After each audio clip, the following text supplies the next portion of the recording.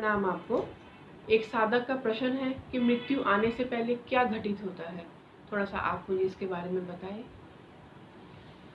प्रणाम आप सभी को। मृत्यु घटित हो रही होती है तो उससे 40 मिनट पहले क्या घटने लगता है। 40 मिनट पहले हमारे दिमाग में क्या होता है, हमारे केमिकल कैसे रिएक्शन होता है, क्या रिएक्ट करते हैं और हमें क्या दिखता है। अभी मैं सिर्फ 40 मिनट पहले की घटना बता रहा हूँ। ये घटना अकाल मृत्यु के साथ भी घटित होती है, ये घटना नेचुरल डेथ के साथ भी घटित होती है। तो हमें उस समय क्या दिखता है, ग्रंथों की व्याख्या अलग हो सकती है। अगर हम गरुड़ पुराण को समझें और आज की भाषा में समझें तो वो बिल्कुल ही अलग है, मगर लोगों को वो समझ ही नहीं आ रहा तो लोग उन्हीं शब्दों को दोहरा रहे हैं कि यमराज आता है। मृत्यु के 40 मिनट पहले कोई यमराज तुम्हें कभी नहीं दिखाई देगा। इस सत्य को समझना। क्या दिखाई देगा? मृत्यु के 40 मिनट पहले यदि तुम्हें यमराज दिखाई देगा तो तुम मरोगे ही नहीं, तुम डर के भागोगे इधर उधर, तुम भागोगे। और मृत्यु इतनी सहज प्रक्रिया है कि तुम उसे स्वीकार करते हो। तुम कहते हो हाँ मैं जाना चाहता हूं, मैं स्वीकार करता हूं। तुम अपनी सहमति देते हो और बल्कि तुम्हें यह भी कहा जाए कि तुम नहीं अभी मत जाओ, अभी तुम्हारा समय नहीं है, तब भी तुम कहोगे नहीं मेरे को जाना है, मुझे तो यहां कुछ भी नहीं, यहां मुझे नर्क मिला हुआ है, मैं इस नर्क से निकलना चाहता हूं और वो स्वर्ग है।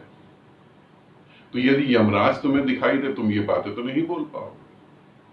तो मृत्यु के पहले तुम्हें यमराज नहीं दिखाई देगा। क्या दिखाई देगा? मृत्यु के 40 मिनट पहले अगर तुम एक स्त्री हो, 3 चीजों का यहां मैं वर्णन कर रहा हूं, ये 3 चीजें जरूर दिखाई देती हैं, इनको अच्छे से समझ लो। और यदि तुम यहां पर संकल्प कर सकते हो, अगर तुमने साधना करी है तो तुम कुछ समय के लिए और रुक सकते हो। ये संभव है, मैंने साधकों को प्रयोग करवा कर ये देखा है, ये संभव है। क्या दिखाई देता है?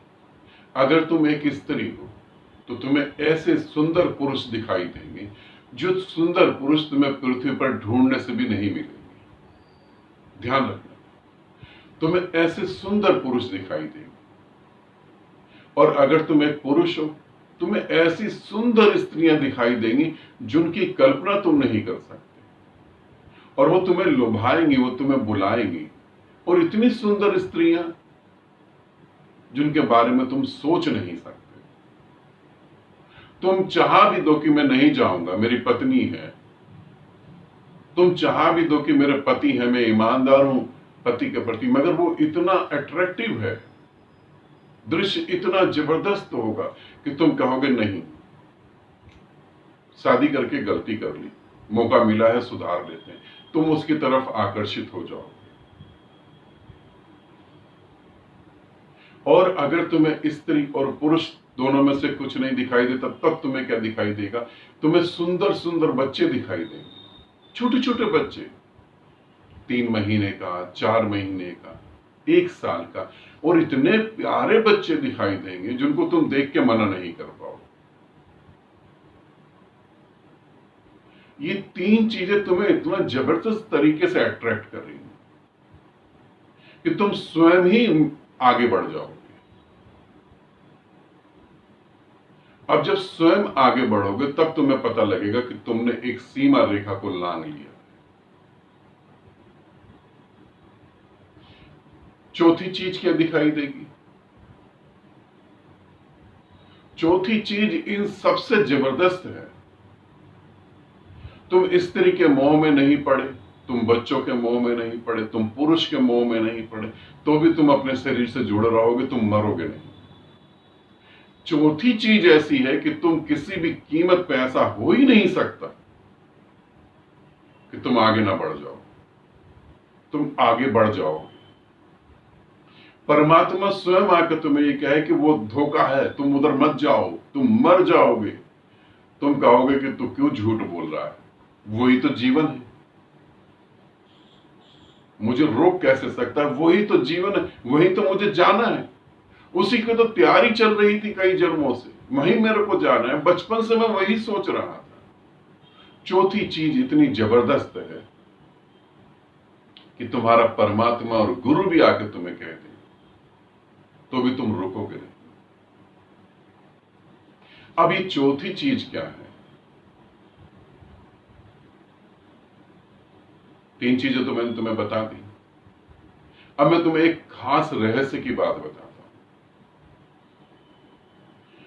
बहुत सारे गुरु जो हैं, जो मैं बताता हूं 4-5 दिन में वही अपनी भाषा में थोड़ा सा इधर उधर करके वीडियो डाल देते हैं, जबकि वो गुरु नहीं है, वो सिर्फ ढोंगी है। उनमें गुरु जैसा कुछ भी नहीं है। वो सिर्फ इधर की किताब पढ़ ली, उधर की किताब पढ़ ली, ये पढ़ लिया, वो वीडियो पढ़ लिया, वो देख लिया, वो वीडियो समझ लिया और सब बातें जोड़कर एक बात बता दी तुमको और तुमने उसे मान लिया। क्योंकि तुम तो विचारों से संतुष्ट होने वाले व्यक्ति हो, तुम प्रैक्टिकल तो करते नहीं। अब चौथी चीज जो है, ये तुम अपने गुरु से पूछो जाकर, चौथी चीज क्या है? क्योंकि ये जो मैंने तीन चीजें तुम्हें बताई है, तुम्हें ग्रंथ में कहीं भी नहीं मिलेंगी।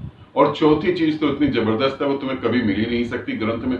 ये हर बार जब तुम मौत के पास जाओगे और शरीर की सीमाओं को तोड़ के आगे बढ़ोगे, तब तुम्हें अनुभव होगा। उस अनुभव को भी तुम्हें जब ही पता लग पाएगा जब तुम बहुत जागृत होगे, तुम्हें समाधि घटित हो रही होगी, उस समय अनुभव का पता लगेगा। तो चौथी चीज जो है तुम्हें अपने गुरु से पता करनी पड़ेगी, है ना? क्योंकि वो बड़े ज्ञानी हैं। नकल करने के लिए भी अकल की जरूरत होती है। और ये सर्कस के जो जोकर हैं, जिन्हें तुम गुरु कहते हो, मुझे तो जोकर ही लगते हैं। अब तुम इनसे पूछो तो वो तुम्हें चौथी चीज बताएंगे। मैं तो तुम्हें जब भी बता पाऊंगा जब तुम मुझसे जुड़ के साधना करो। साधना कह रहा हूं, बहुत सारे मेरे पास भी ऐसे साधक हैं जिनको मैं सर्कस का जोकर ही समझता हूं। वो सिर्फ बैठ जाते हैं, बातें कर लेते हैं, साधना नहीं। तुम साधना करोगे तो जरूर तुम्हें बताऊंगा चौथी चीज क्या है। उस चौथी चीज को समझने के बाद जो है तुम्हारे हाथ में ये डिसीजन आ जाएगा कि तुम अगला जन्म लेना चाहते हो परमात्मा को छोड़कर, या तुम निराकार में लीन होना चाहते हो। वो चौथी चीज इतनी जबरदस्त है कि वहां से तुम मोक्ष भी उपलब्ध कर सकते हो बिना गुरु के। गुरु का कोई रोल नहीं है, बिना गुरु के तुम वहां से मोक्ष उपलब्ध कर सकते हो। और चाहो तो तुम वापस पृथ्वी पर टपक जाओ। ये चौथी चीज ऐसी है, तो अपने गुरु से पूछो। आनंदित रहो, सदा खुश रहो। बहुत बहुत प्रेम आप सभी।